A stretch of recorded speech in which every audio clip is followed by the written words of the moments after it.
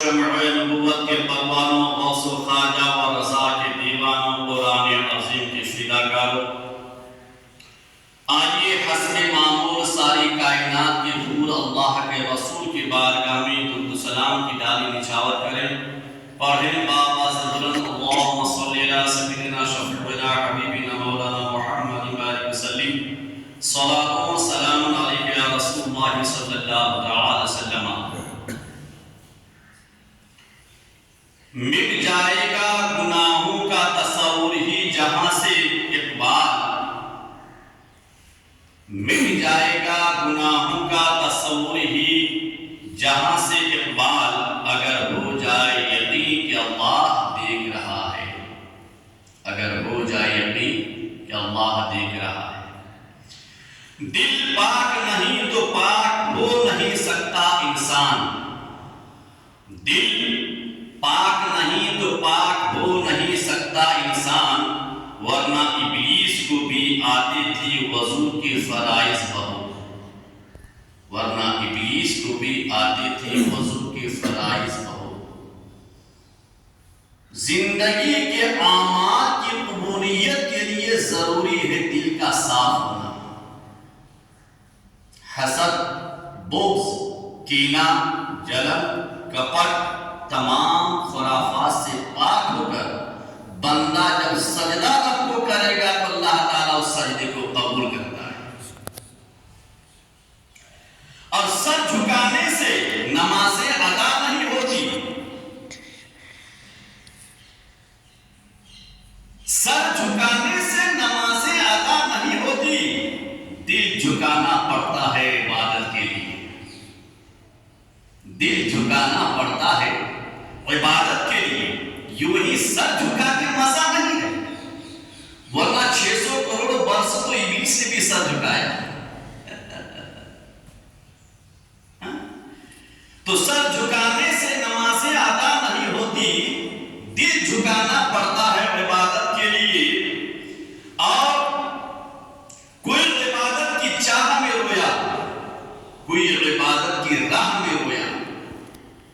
کوئی عبادت کی چاہ میں رویا، کوئی عبادت کی راہ میں رویا۔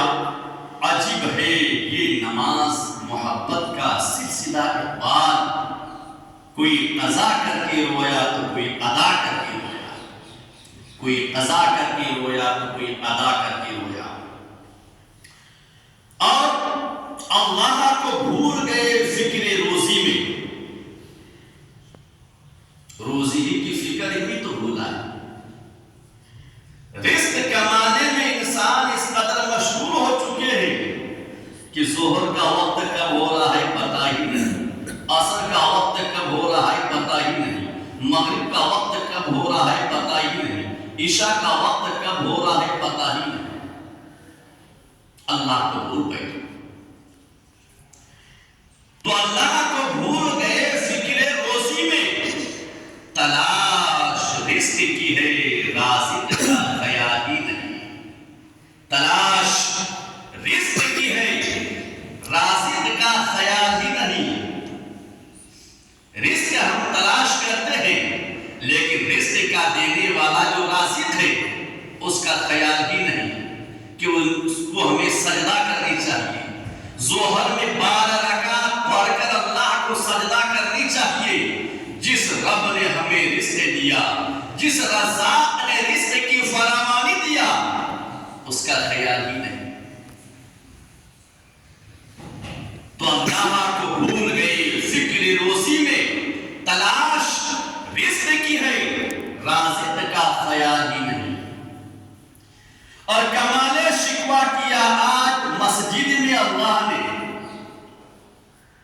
کمال شکوہ کیا آج مسجد میں اللہ نے، صرف مانگنے ہی آتے ہو، کبھی ملنے بھی آیا کرو، صرف مانگنے ہی آتے ہو، کبھی ملنے بھی آیا کرو، جب پریشانی پڑی اللہ کا در دیکھتا ہے، جب کوئی آفت آئی خدا یاد آتا ہے، پتہ چلا بے شمار بندے دھرتی پر ایسے ہیں، اللہ کو جب یاد کرتا ہے جب کہ کوئی مصیبت آ جائے، اللہ کو جب یاد کرتا ہے جب کہ کوئی پریشانی آ جائے، اللہ جب یاد آتا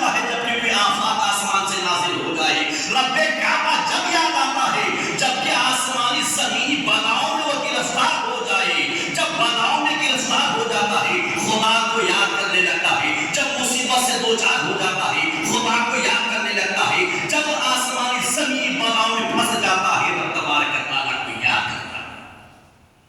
میری عزیزوں، پتا چلا رب کو یاد کرو، ہر لمحہ ہر وقت یاد کرو، ہر لمحہ ہر وقت یاد کرو۔ تو کمال شکوہ کیا، آج مسجد میں اللہ نے کمال شکوہ کیا، آج مسجد میں اللہ نے صرف مانگنے ہی آتے ہو،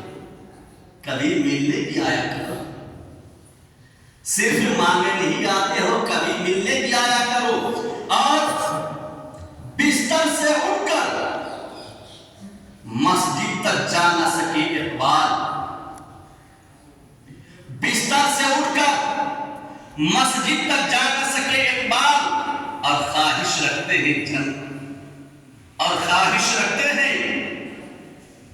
قبر سے اٹھ کر جنت تک جانے کی، خواہش رکھتے ہیں قبر سے اٹھ کر جنت جانے کی۔ فجر میں بستر کو چھوڑ نہ سکا، سوتا رہا، مؤذن کی صدائیں کانوں تک ٹکراتی رہی، بندہ سوتا رہا، مؤذن کی آواز، ظہر کی آواز کانوں تک ٹکراتی رہی، بندہ غفلت میں پڑا رہا، اثر میں آذان مؤذن کانوں تک ٹکراتی رہی، بندہ دنیاوی کاموں میں مشغول رہا۔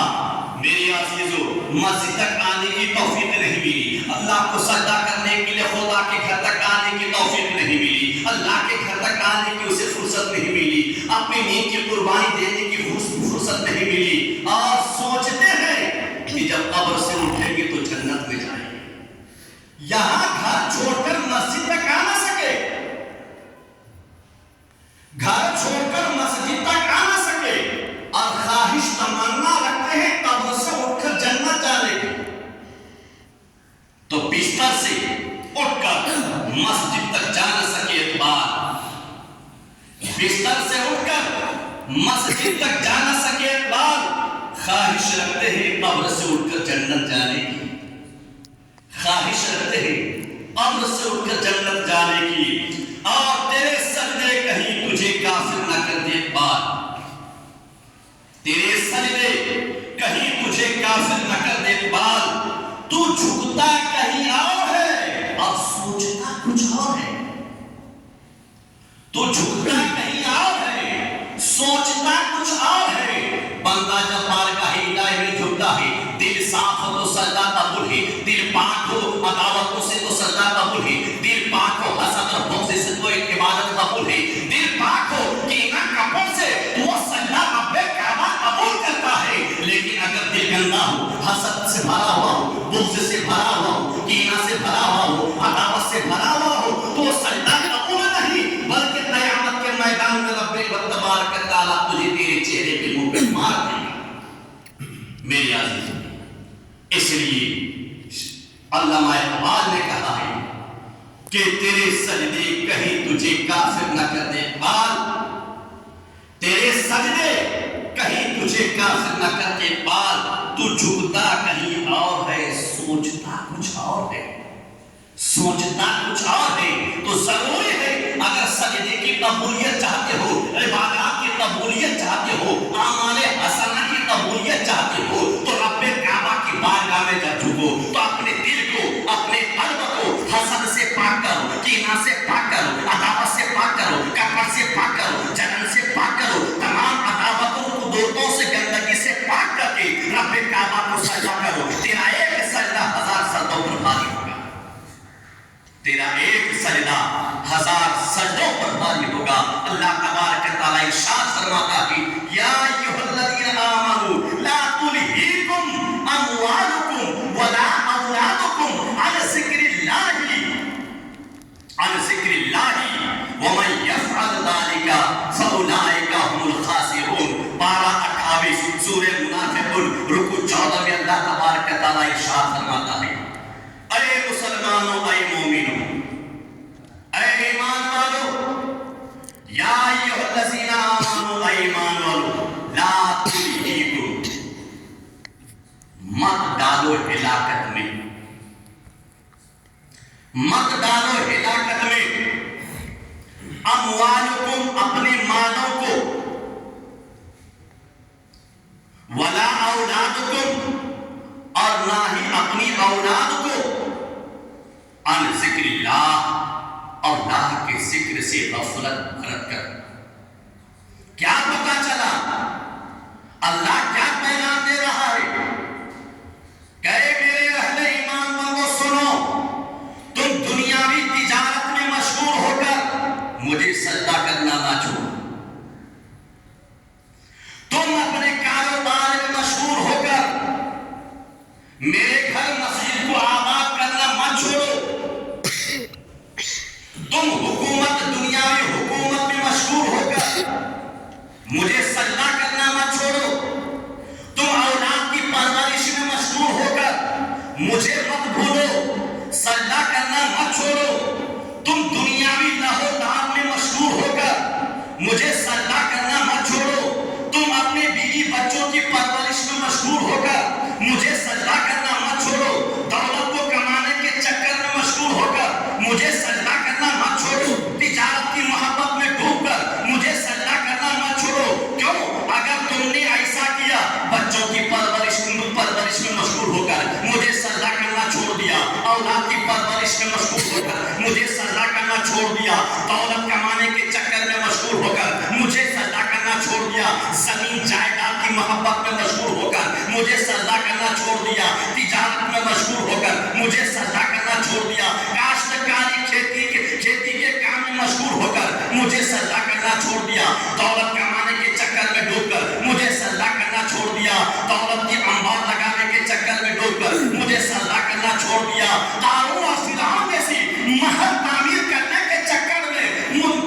ڈوب کر مجھے سجدہ کرنا چھوڑ دیا، عبادت سے غافل ہو گیا، عبادت سے دور ہٹ گیا، سجدے کو چھوڑ دیا، عبادت کو چھوڑ دیا، عبادت سے غفلت برت لیا، تو سنو، تیرے لیے بھلائی نہیں ہے، تیرے لیے اچھائی نہیں ہے، تیرے لیے فلاح نہیں ہے، تیرے لیے بہبودی نہیں ہے، کامیابی تو اس کے لیے ہے جس نے مجھے یاد کیا ہے، فلاح اس کے لیے ہے جو مجھے یاد کیا ہے، کامیابی اس کے لیے ہے جو مجھے سجدہ کرتا ہے، اور بہبودی اس کے لیے ہے جو مجھے سجدہ کیا ہے۔ اگر تم نے مجھے سجدہ کرنا چھوڑ دیا دنیا کی محبت میں ڈوب کر، تو سن، میرا پیغام سن، میرا وعدہ سن، میری بولی سن، میرا اعلان سن، میرا کلام سن، فَأُولَٰئِکَ هُمُ الْخَاسِرُونَ، بس وہی لوگ نقصان میں ہیں، وہ دنیا میں بھی نقصان کا سامنا کریں گے، قبر میں بھی نقصان کا سامنا کریں گے، قیامت کے میدان میں بھی نقصان کا سامنا کریں گے، اس کے لیے کہیں بھی فلاح، بہبودی اور کامیابی نہیں ہے۔ رب ارشاد فرماتا ہے، یا ایھا الذین آمنوا، اے ایمان والو، لا تلہیکم اموالکم ولا اولادکم عن ذکر اللہ، اے ایمان والو، اولاد کی پرورش میں ڈوب کر، تجارت کی محبت میں ڈوب کر، مال کمانے کی محبت میں ڈوب کر تم اللہ کی عبادت سے غافل مت ہو جاؤ۔ اگر ایسا کیا، وَمَن يَفْعَلْ ذَلِكَ، جو ایسا کرے گا، فَأُولَٰئِکَ هُمُ الْخَاسِرُونَ، تو وہی خسارے میں ہے، وہی نقصان میں ہے، وہی نقصان میں ہے، اور وہی نقصان کا سامنا کرنے والا ہے۔ کیوں؟ حدیث پاک میں آتا ہے، یہ قرآن کی آیت کا خلاصہ ہوا، اور قرآن پاک کی آیت کی تفسیر ہوئی۔ اب آج یہ حدیث پاک میں آقا کریم رؤوف الرحیم ارشاد فرماتے ہیں، میرے عزیزو، انسان کا گناہ کیسے چھڑتا ہے، کیسے چھڑتا ہے؟ آقا کریم رؤوف الرحیم ارشاد فرماتے ہیں، ایک بار میرے آقا صلی اللہ علیہ وسلم موسم خزاں تھا، ایسے موسم میں جب کہ درخت کے پتے کثرت سے جھڑتے ہیں، آقا کریم باہر تشریف لائے، اور حضرت ابو ذر رضی اللہ تعالیٰ عنہ آپ کے صحابی آپ کے ساتھ تھے۔ آقا کریم ایک پیڑ کے نیچے آئے اور اپنے دست نبوت سے اس پیڑ کی ٹہنی کو پکڑی اور حرکت دی۔ حرکت دینا تھا کہ پتے کثرت سے جھڑنے لگے۔ آج مسلمان ایسے گناہ کرتے، گناہ کو گناہ سمجھتے ہی نہیں، عمر دراز ہو چکی ہے، ٹائم پاس اسے اللہ کے گھر میں تسبیح و تحلیل میں کرنی چاہیے،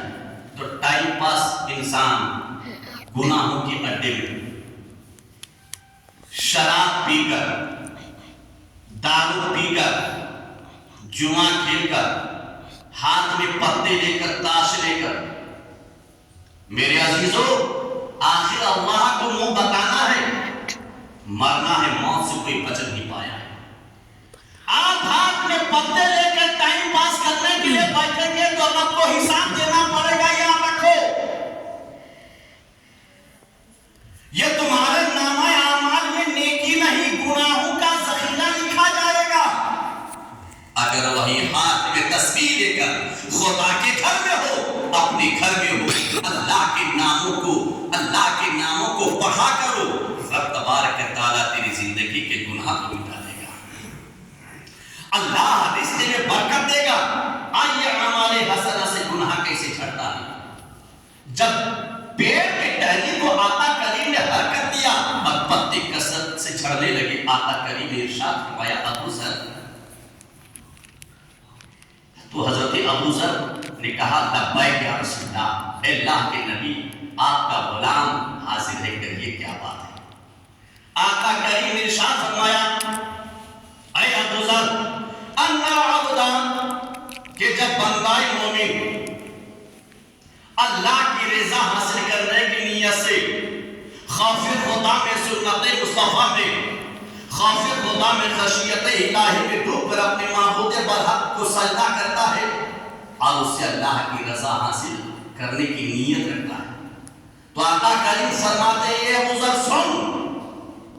فتحافظوا ذنوبه كما يتحافظ هذا الورق عن هذه الشجرة، اس بندہ مومن کے گناہ ایسے جھڑتا ہے جیسے کہ اس درخت کے پتے جھڑتے ہیں، پتے جھڑتے ہیں۔ میرے عزیزو اعمال حسنہ کے قدم کو آگے بڑھاؤ، خدا کے گھر کو آباد کرنے کے لیے سوچو، اپنی اہل و عیال اولاد کو نمازی بناؤ، نمازی ضروری ہے، نمازی بنانا۔ اگر بڑھاپے میں اس اولاد کو اپنا سہارا بنانا چاہتے ہو، وفادار چاہتے ہو، ورنہ یاد رکھو اگر دینی تعلیم سے بچے کو کوڑا رکھا تو یاد رکھنا وہ اولاد بڑھاپے میں آپ کا وفادار نہیں ہو سکتا، نہ ہی دین کا وفادار ہوگا، بلکہ وہ آپ کے لیے وبال جان بن جائے گی۔ گناہ جب زمین پر گناہ کرتے پھرے گا، فتنہ فساد کرتے پھرے گا، تو آپ کے نامہ اعمال میں نیکی نہیں بلکہ گناہ لکھا جائے گا۔ اور ایک نمازی بچہ، روزہ دار بچہ، نبی کا دیوانہ بچہ جب زمین پر چلتا ہے تو ماں باپ کے لیے صدقہ جاریہ، ماں باپ کے لیے صدقہ جاریہ ہو جاتا ہے۔ میرے عزیزو، میرے آقا فرماتے ہیں وقال بعض ورد في الحديث أن من حافظ على الصلوات أكرمه الله تعالى بخمس خصال۔ آقا کریم رؤوف رحیم ارشاد فرماتے ہیں، حدیث میں آتا ہے کہ جب بندہ مومن نمازوں کی پابندی کرتا ہے، أن من حافظ على الصلوات، کہ بے شک بندہ مومن جب نمازوں کی حفاظت کرتا ہے، نماز کی پابندی کرتا ہے، تو آقا کریم فرماتے اکرمہ اللہ تعالی بخمس خصال، اللہ تبارک و تعالی اس کو 5 طریقے سے اس کی عزت افزائی کرتا ہے، اس کو عزت دیتا ہے، سربلندی اور سرفرازی سے نوازتا ہے۔ 5 خصلتوں سے، 5 چیزیں عطا فرما کر اس بندے کی عزت کو بلند کر دیتا ہے، اس بندے کی قدر کو اونچا کر دیتا ہے۔ اللہ تبارک و تعالیٰ اس کے عزت کو بلند کر دیتا ہے، جسے آپ بولتے ہیں فلاں کا سرکار کر کے اس کو عزت دیا، سرکار کیا۔ وہ کیا چیز ہے؟ آقا فرماتے ہیں، رسول کریم صلی اللہ علیہ وسلم نے ارشاد فرمایا، پہلی چیز یرفع عنہ ضیق العیش، سب سے پہلی چیز اللہ تبارک و تعالیٰ یہ عطا فرماتا ہے، یرفع اٹھا لیتا ہے عنہ کس بندہ سے؟ کیا جو اللہ کے عبادت سے ہٹ کر زندگی گزارے ہو؟ کیا جو جوا کھیلنے والا ہو؟ کیا جو شراب پینے والا ہو؟ کیا جو گناہ کرنے والا ہو؟ کیا جو زمین پر فتنہ فساد کرنے والا ہو؟ نہیں، آقا کریم ارشاد فرماتے یرفع عنہ ضیق العیش، اللہ تبارک و تعالیٰ اس بندے سے رزق کی تنگی کو ہٹا دیتا ہے جو نمازی بن جاتا ہے۔ سبحان اللہ، جو نمازی بنتا ہے، جو 5 وقت اپنے معبود پر حق کو سجدہ کرتا ہے، خوف خدا میں جو سجدہ کرے، خشیت الہی میں جو سجدہ کرے، چاہے کہیں بھی ہو، اللہ کے گھر میں ہو، اللہ کے گھر میں ہو، خود کے گھر میں ہو، اپنے کھیت میں ہو، کسی جگہ میں ہو، نماز کا وقت ہو جائے اللہ کو سجدہ کر لیتا ہے تو رب تبارک و تعالیٰ اس کے سجدے سے اس قدر خوش ہوتا ہے، اس قدر خوش ہوتا ہے کہ رب تبارک و تعالیٰ اپنے معصوم فرشتوں کے بیچ میں اعلان کرتا ہے، اے میرے فرشتوں دیکھو، میرا بندہ میرے ڈر سے میرے بارگاہ میں جھکا ہے، میرا بندہ میرے ڈر سے مجھے سجدہ کیا ہے، میرا بندہ میرے خوف سے مجھے سجدہ کیا ہے، انظر الی عبدی ھذا، میرے اس بندے کو دیکھو، یہ ظہر میں سجدہ کیا میرے ڈر سے، عصر میں مجھے سجدہ کیا میرے خوف سے، مغرب میں مجھے یاد کیا میرے ڈر سے، اس کے دل میں میرا خوف ہے، میرا ڈر ہے، میری خشیت ہے، تو تم سب گواہ ہو جاؤ، میں نے اس کے زندگی کے ہر خطا کو بخش دیا اور اس کو بخش کر وادخلتہ الجنہ، اسے جنت الفردوس میں داخل کروا دیا۔ نماز میں وہ طاقت ہے، نماز میں وہ قوت ہے، لیکن آج نوجوانوں کو دیکھو، بوڑھوں کو دیکھو، بچوں کو دیکھو، میری عزیزوں نماز سے غافل ہے، اور حال تو یہ ہے کہ اپنی شادیوں میں ڈی جے کرنے کی طاقت رکھتا ہے، نماز کے وقت برتھ ڈے کی پارٹی دے کر آذان مغرب ہوتی ہے، وہ ایسا مسلمان جوان ہے کہ نماز کے وقت ادھر خدا کے گھر میں آذان ہو، اس برتھ ڈے کی پارٹی میں ڈی جے لگا کر بجاتا ہو، ڈی جے میں ناچ رہا ہو، وہ نوجوان کیا اپنے دھرم کو بچا پائے گا، اپنے دین کو بچا پائے گا، اپنے مذہب کو بچا پائے گا؟ جو نماز کے وقت آذان کے وقت ڈی جے لگا کر ناچے اور شریعت مطہرہ کے خلاف کام کرے۔ یاد رکھو اسلام کا تم نگہبان ہو، تم سے پوچھا جائے گا، تم سے سوال کیا جائے گا، تم سے پوچھا جائے گا تم نے نبی کا کلمہ پڑھا ہے، تم نے رسول کامل کا کلمہ پڑھا ہے۔ میرے عزیزو یاد رکھو آج برکاتی ہے تو برکت دیتا ہے۔ میرے عزیزو اسلام وہ دین ہے جس دین کی تعریف رب تبارک و تعالیٰ قرآن مقدس میں فرماتا ہے، ان الدین عند اللہ الاسلام، تمام دینوں میں، تمام مذاہب میں اگر کوئی افضل مذہب ہے، سب سے بہتر دین اور بہتر مذہب ہے تو اسلام ہے۔ جب نماز کی پابندی کرنے مومن کرتا ہے تو میرے عزیزو جانتے ہو اللہ جس روزی کو کمانے کے لیے تم در در پھرتے ہو برکتیں نہیں ہوتی ہے،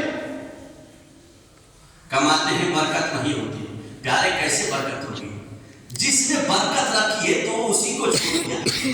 آقا کریم تو فرماتے ہیں کیا کرنا اللہ تعالیٰ بخمس خصال، اللہ 5 بندوں کو عزت اور عزت افزائی کرتا ہے،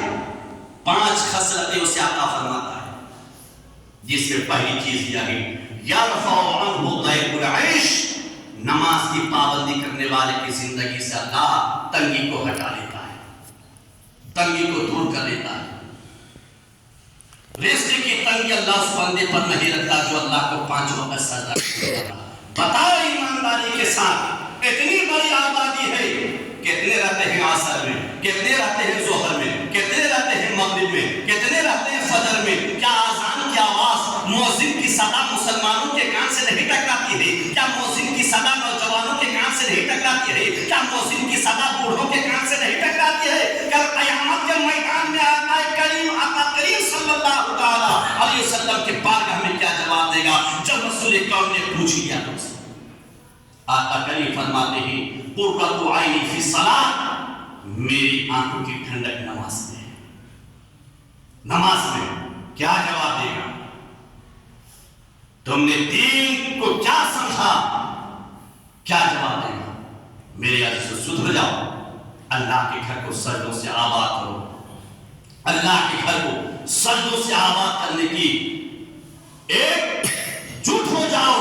کہ ہمیں 5 وقت خدا کے گھر میں حاضر دینا ہے، اللہ کے گھر کو آباد کرنا ہے، اللہ تبارک و تعالیٰ کے گھر میں حاضر ہو کر سجدہ کر کے خدا کے گھر کو آباد کرنا ہے۔ اللہ ارشاد فرماتا یا ایھا الذین آمنوا لا تلہیکم اموالکم ولا اولادکم عن ذکر اللہ ومن یفعل ذلک فاولئک هم الخاسرون۔ میرے عزیزو، یہ قصہ لطیف ابھی نہ تمام ہے، جو کچھ بیان ہوا وہاں آزماد کا رہی گنچا تو پھر کھلیں گے، زندگی بھر چہرے تو پھر ملیں گے، خوب کی سیر چمن پھول چنی شاد رہے، باغ آ جاتا ہوں میں گلشن تیر آباد رہے،